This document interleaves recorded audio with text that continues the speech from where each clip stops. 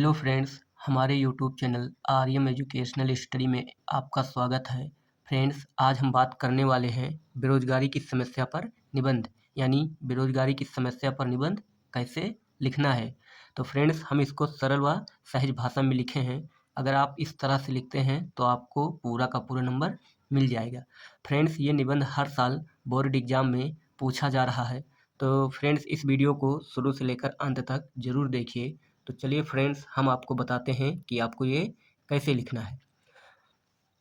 तो फ्रेंड्स, सबसे पहले हम हेडिंग करेंगे तो बेरोजगारी की समस्या, यानी बेरोजगारी की समस्या को हेडिंग करेंगे। उसके बाद लिखेंगे रूपरेखा। अब रूपरेखा लिखने के बाद हम इसमें लिखेंगे 1 नंबर डालकर प्रस्तावना, फिर दूसरा नंबर है बेरोजगारी का अर्थ, तीसरा नंबर बेरोजगारी का कारण और चौथा नंबर बेरोजगारी रोकने के उपाय, और जो लास्ट है 5वां वो उपसंहार। तो फ्रेंड्स, हम इसको एक एक करके पढ़ते हैं और आपको बताते हैं कि आपको ये कैसे लिखना है।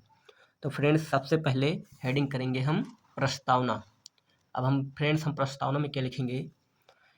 बेरोजगारी की समस्या हमारे देश की एक प्रमुख समस्या है, यानी जो बेरोजगारी है वो हमारे देश की एक प्रमुख समस्या है। यह दिन प्रतिदिन बढ़ती ही जा रही है। और क्या हो रहा है? दिन प्रतिदिन बढ़ती ही जा रही है। इससे एक ओर गरीबी, भुखमरी, तो दूसरी ओर युवकों में आक्रोश तथा अनुशासनहीनता को भी बढ़ावा मिलता है। यानी एक ओर क्या है? गरीबी है, भुखमरी है, तो दूसरी ओर युवकों में आक्रोश यानी गुस्सा और अनुशासनहीन होते जा रहे हैं। और क्या हो रहा है? बढ़ावा मिलता है। चोरी, डकैती, हिंसा एवं आत्महत्या आदि अनेक समस्याओं का मूल कारण बेरोजगारी है। और जो चोरी, डकैती, हिंसा एवं आत्महत्या आदि अनेक समस्याओं का मूल कारण बेरोजगारी है। तो फ्रेंड्स, इस तरह से आपको प्रस्तावना में लिखना है। अब उसके बाद में लिखेंगे आगे बेरोजगारी का अर्थ। हेडिंग करेंगे बेरोजगारी का अर्थ।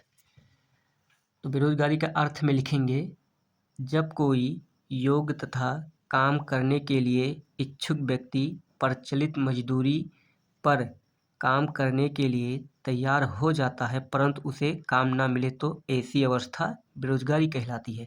यानी जब कोई व्यक्ति योग्य तथा काम करने के लिए इच्छुक मतलब तैयार है और वह प्रचलित मजदूरी यानी जो उस समय पैसा है उस पर काम करने के लिए वो तैयार हो जाता है लेकिन उसे काम ना मिले तो ऐसी अवस्था को बेरोजगारी कहते हैं।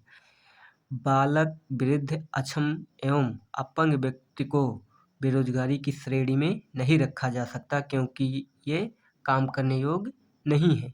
यानी जो बालक हैं, बूढ़े हैं, अक्षम है, जो काम करने योग्य नहीं है, अपंग हैं, इस तरह के व्यक्तियों को बेरोजगारी की श्रेणी में नहीं रखा जा सकता क्योंकि वो काम करने के योग्य नहीं है। तो फ्रेंड्स, इस तरह से बेरोजगारी के अर्थ में हम लिखेंगे। अब तीसरा जो है वो बेरोजगारी का कारण। तो फ्रेंड्स, चलिए देखते हैं बेरोजगारी का कारण में किस तरह से लिखना है। तो चलिए फ्रेंड्स, बेरोजगारी का कारण इस तरह से हेडिंग करेंगे। अब इसमें लिखेंगे बेरोजगारी के कुछ प्रमुख कारण इस प्रकार हैं, यानी जो बेरोजगारी का कारण है वो कुछ इस प्रकार है। जनसंख्या में तीव्र गति से वृद्धि, यानी जनसंख्या में क्या हो रहा है? तीव्र गति से वृद्धि हो रही है। शिक्षा का अभाव यानी शिक्षा की कमी। वैज्ञानिक उपकरणों का अधिक मात्रा में प्रयोग जिससे सारा कार्य मशीनों द्वारा हो रहा है।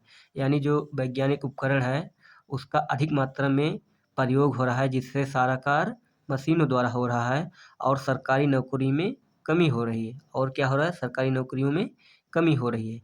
तो फ्रेंड्स, ये है बेरोजगारी का कारण। इस तरह से हेडिंग करके हम इसको लिखेंगे।